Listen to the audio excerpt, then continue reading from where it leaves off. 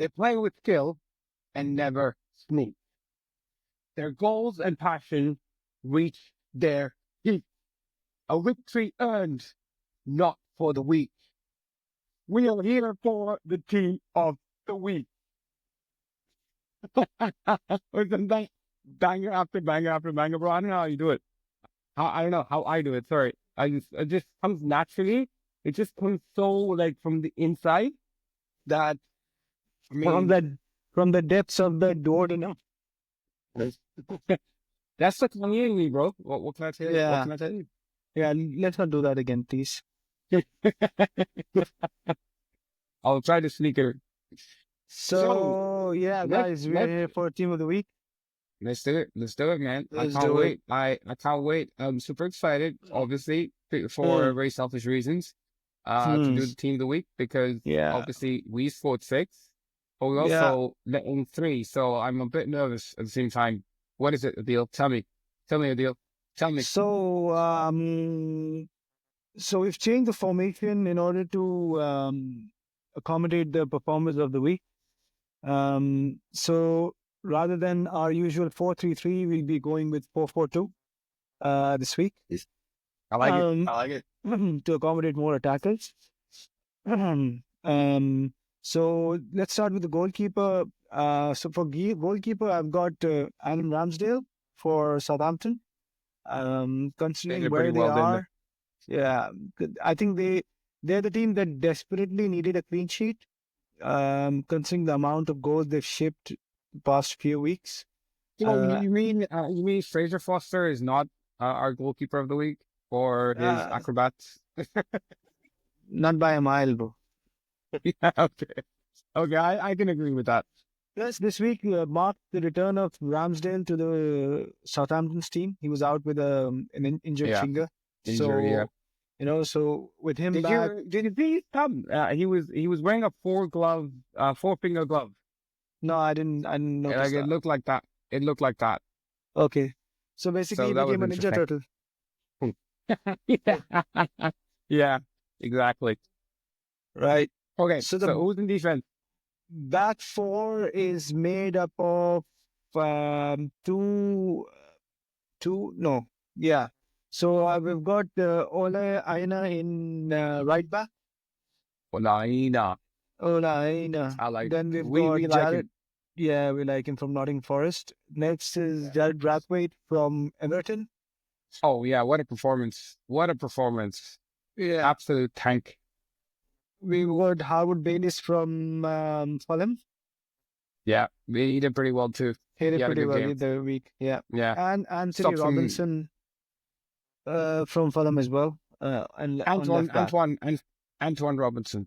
Yeah. I have to say, I really like Antoine. And I'll tell you why, because keeping Mohamed Salah quiet is no easy feat. I think he did that in spades when Liverpool played Fulham. So, and he's been doing pretty well too. Like he's got a good cross in him as well. So yeah, fully deserved Team of the Week, even though he played well back-to-back weeks. Right. In midweek, we've got this guy was a big he was touted to be a big future star when he first burst onto the scene, but then he had gone missing. I'm going to take his name, and this will ring bells for you.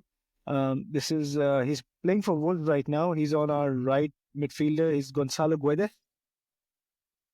Okay, if you remember I know exactly what you're talking about. Yeah, I think he had gone to PSG, if I'm not wrong. Yeah. He did, yeah. So Gonzalo Guedes, he had 2 assists for Wolves, who are back to winning ways this week. He had 2 assists for them.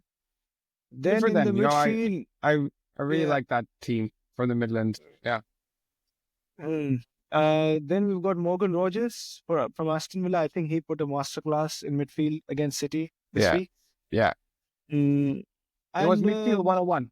Like he was just so good. I don't have enough words to describe his performance. His performance, the way he tore, like I said, before, he was a hot knife through butter, man. Like he was just amazing. And City is going to be like very Probably, disappointed probably he to wanted let him go. to show City We'll what go they've point two. let Yeah, go. yeah, yeah, Yeah, probably. yeah, So yeah. that gives you But extra motivation. he's been playing well. He's been playing well Yes, for a I was about to few say games now. Yeah, that you can expect him to give in a 6.57 performance every week. that's standard He's a for bit him. consistent Yeah, with that. Yeah, yeah. yeah, yeah, Then the other midfielder we have is Szoboszlai from Liverpool. yeah, I yeah. He's think coming of he age. played really well. He's coming of age for Liverpool. When we signed him, Yes.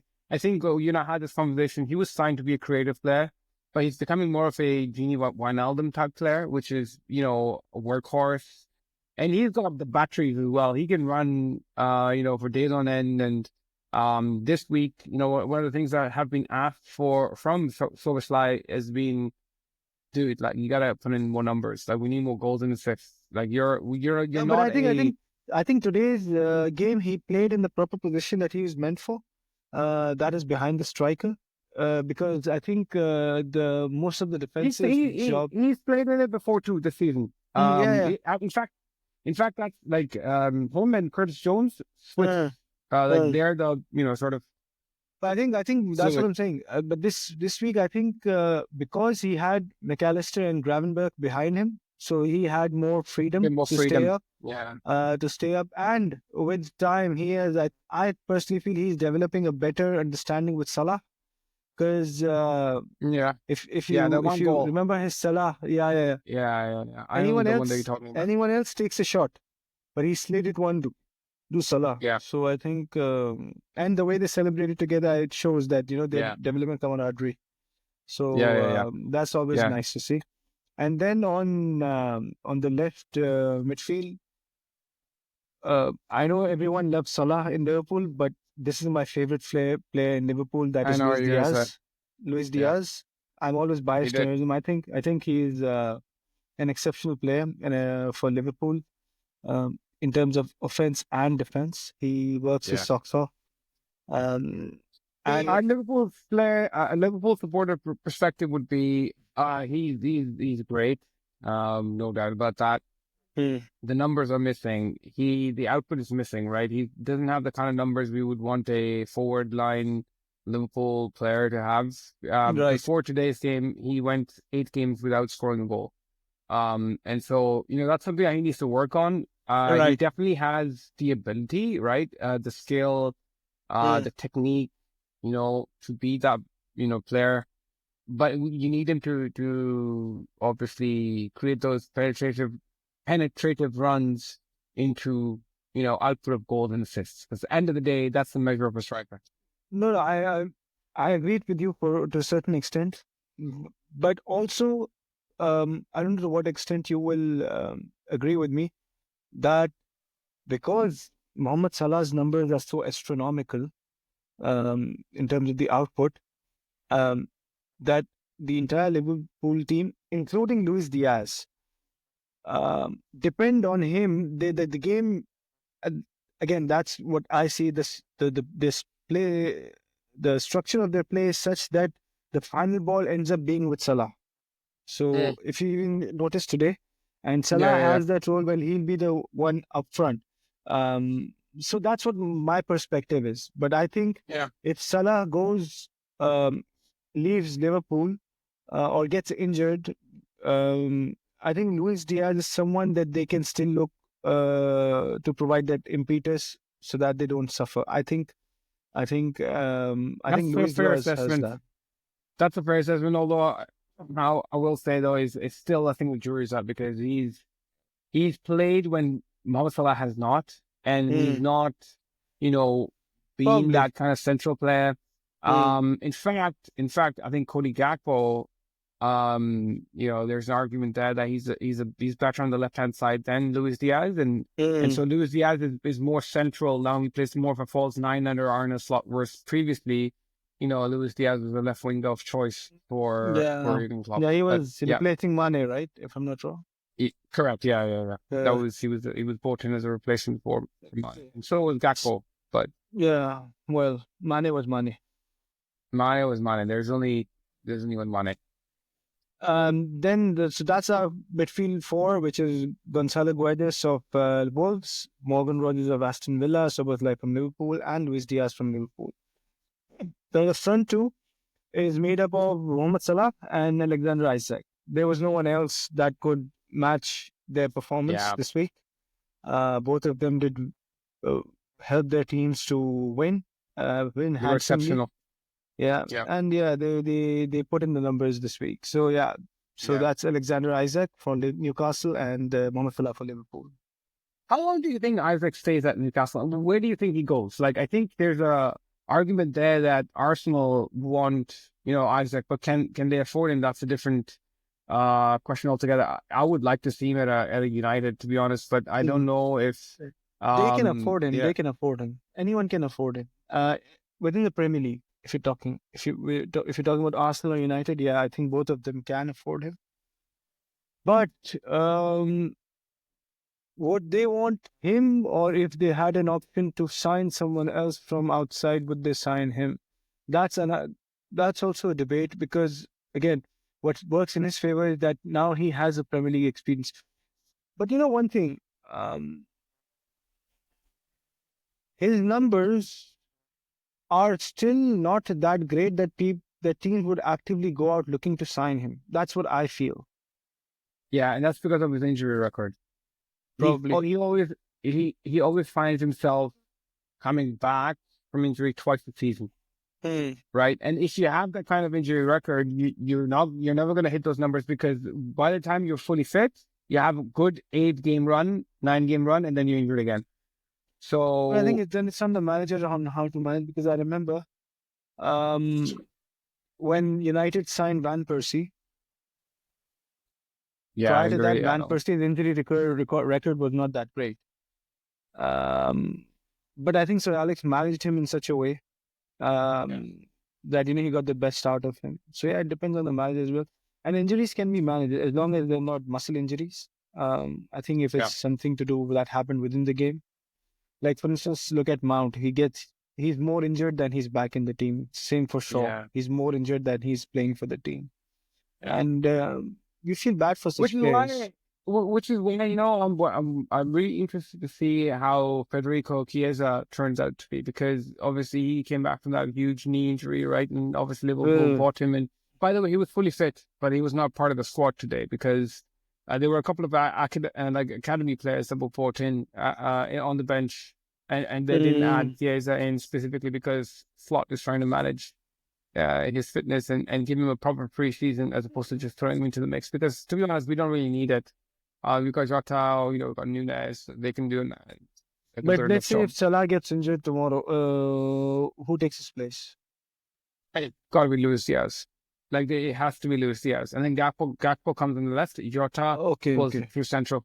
Yeah. And you still got Jota. That's the whole thing, right? Jota is also injury prone. I think you might not like this opinion, but I think if Jota stays injury-free, there's not a better striker in the Premier League than Jota. In the Premier League? In the Premier League, period. So, this guy's game intelligence and his finishing is second to none.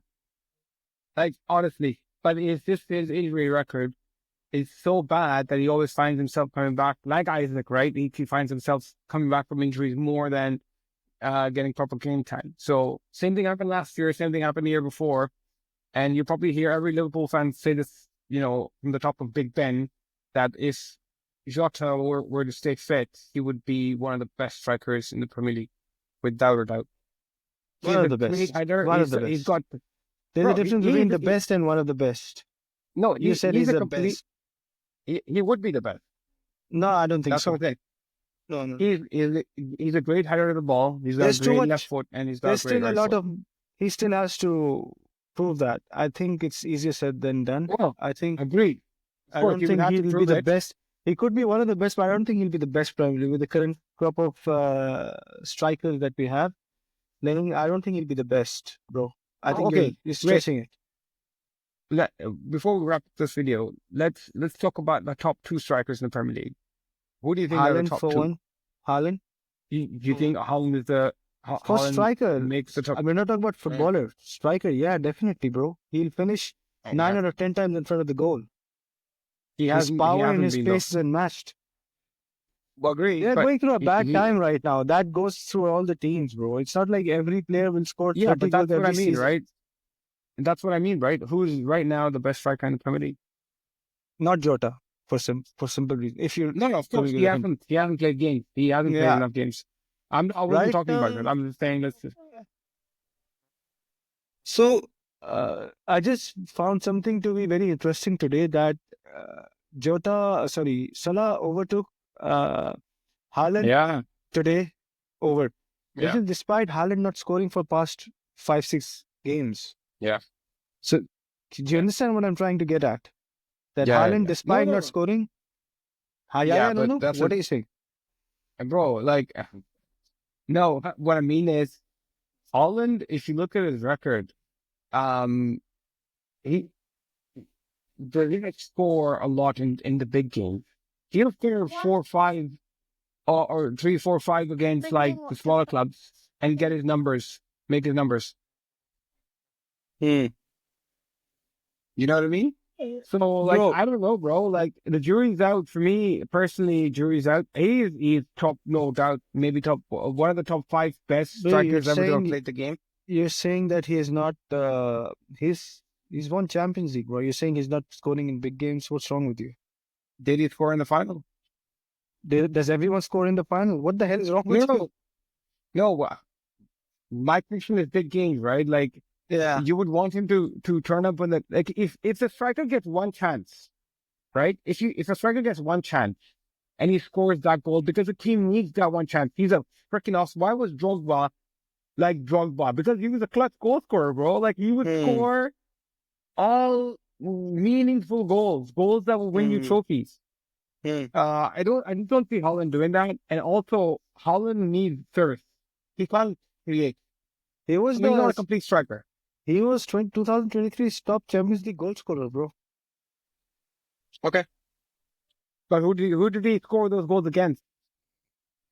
I'll have to get those details. Yeah. I'll get those details, but they're not here. But anyways, I think But